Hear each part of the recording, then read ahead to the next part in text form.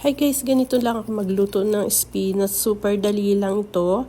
At ito ang paraan para hindi magtubig yung ating spinach. So, inilagay ko yung spinach sa kumukulong tubig. Nagpakulo muna ako ng tubig.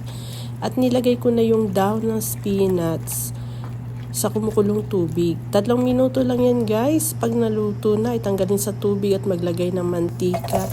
Igisa sa sibuyas at bawang. So, ayan, nagisa na natin. Ihulog na natin yung ating pinakuloang spinach. Then, stir fry lang natin hanggang sa saglitan lang. Then yan, ganun lang kadali. Luto na yung ating spinach. Okay, plating na natin. At saka maglagay tayo ng egg, isang egg. Yan. Then, prinay ko lang din yung egg. May patatas ako. And carrots. Yun, tapos may carrots tayo. Okay? And may pipino. No rice tayo guys, no rice. At saka konting beef. Ayan. Ang pagluluto ng ating beef ay tapa. So, ito naman yung kasunod. Mayroon akong crumble egg. Magka-crumble egg ako.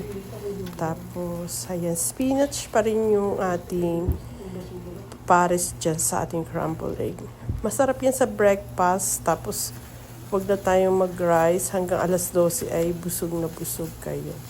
So, kayo nang bahala sa luto ng inyong itlog. Sa akin gusto ko crumble at ganyan-ganyan.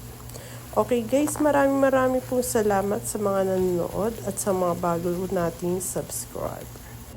Thank you so much. Okay, simply pero masarap. So, favorite ko yung spinach. Mag-add tayo ng garlic